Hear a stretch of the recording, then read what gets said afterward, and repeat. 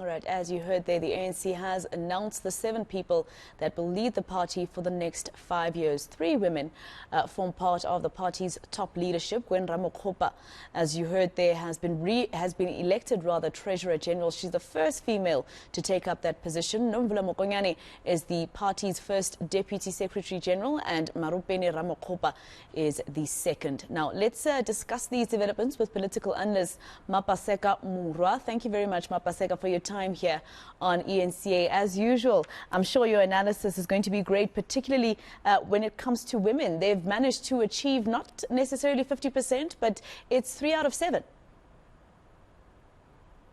It's so good to see you, Masero. Yes.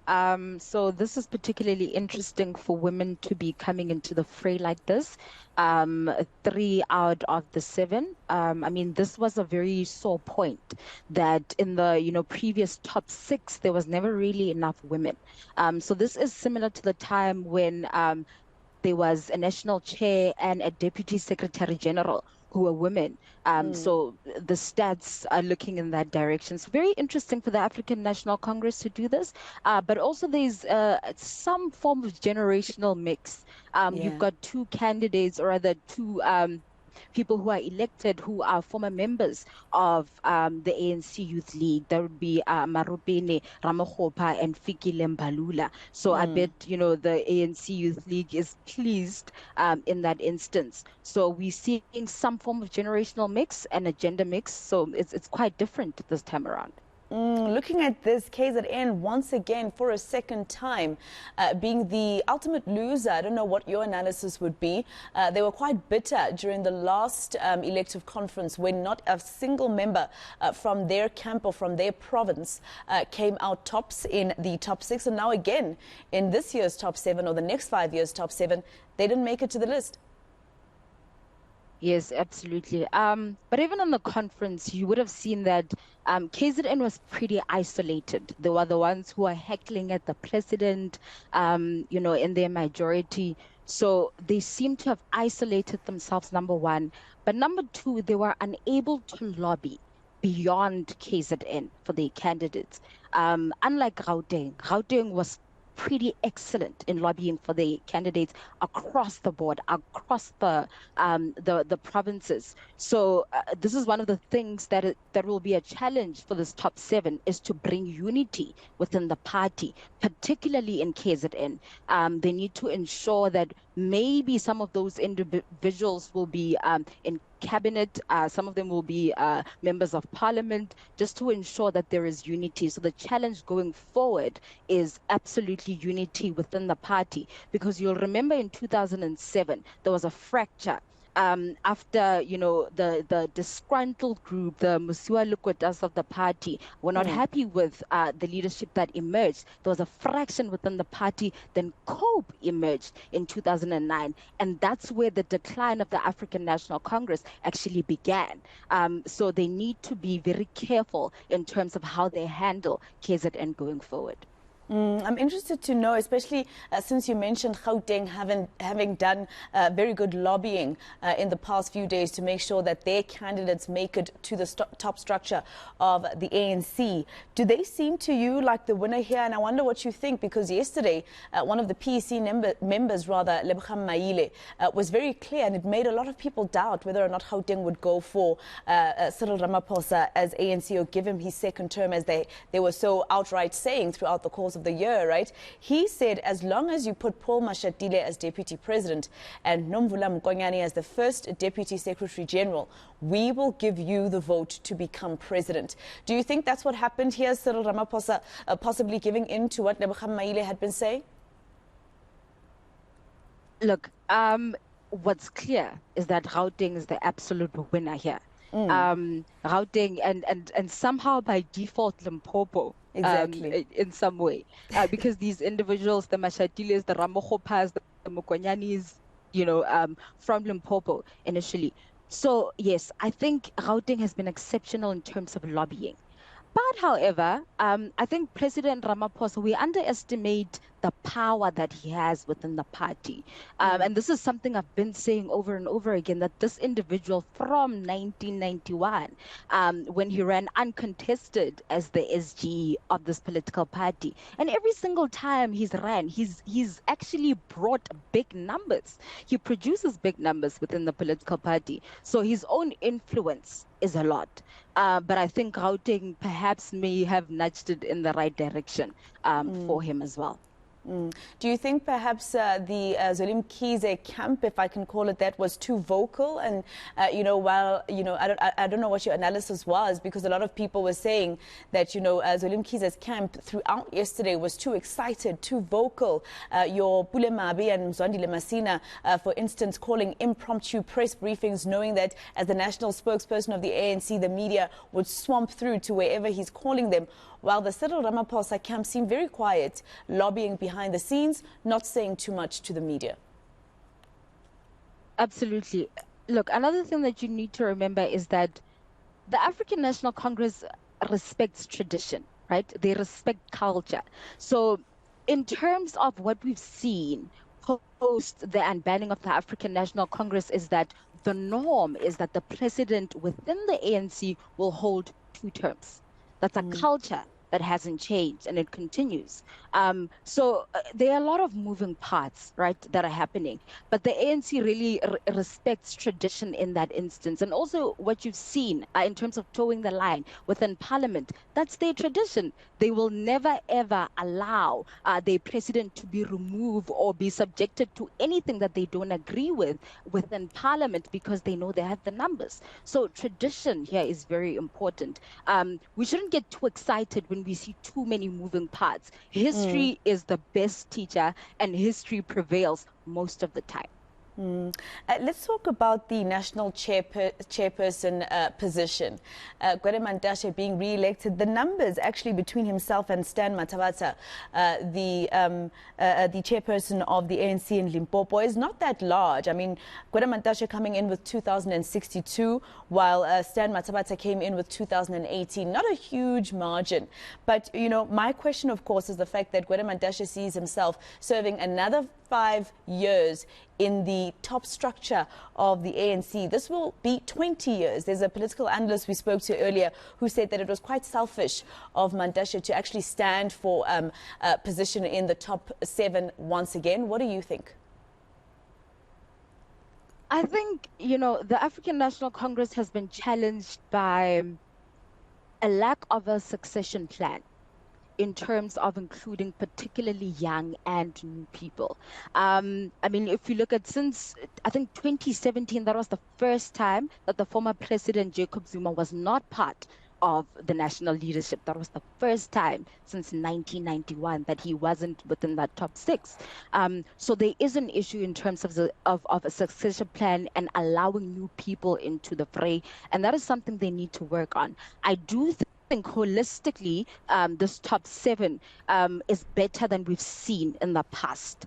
So it's very interesting because Limpopo, also, you'll remember that at the very last minute, they denounced President Matamela, and they said, look, we are looking to go to the N3. But then that didn't particularly work in their favor, clearly. And we can say that even people from Limpopo, even delegates from Limpopo, voted with the president, and they didn't necessarily allow the PEC to dictate their votes. So I think that's something that might have heard, and that is Stan Mathabatha, is that last minute change from President Matamela to the N3 is another one. And I think in terms of succession, they need to look into that to ensure that you have new blood within the top 7. It'll be 20 consecutive years that we see a Gwen Ramokgopa forming part of the top 7, or used to be top 6 of the ANC. Let's talk a little bit about a possible cabinet reshuffle. What do you think? Do you think that this will be coming quite soon? Maybe he'll let January 8 go by first, and then possibly reshuffle his cabinet, because there's some in his cabinet like your Nkosazana Dlamini Zuma, who, defied the NEC's decision to toe the line in Parliament during the Section 89 debate, and has been quite clear of her non-support for Ramaphosa. Look, we're not fortune tellers, But something interesting about President Matamela is that he purges the people that he deems problematic, not just problematic, but that could be essentially problematic for his own future, who are strategically placed, like the likes of Date Ismagashule. Meba Tabile Dlamini, they had very strategic positions, right? Secretary General of the ANC, that's something that a human being who could determine which of the delegates or which branches actually make it to conference. Meba Tabile Dlamini, in her capacity as leader of the Women as League of the ANC, those votes are very critical in terms of ensuring who actually becomes the next president, but also the public protector. That was another, thorn in his side. So the question is, which individuals would be strategically problematic for the president? Is number one. I think those are the individuals that he might want to remove, but also removing an NDZ.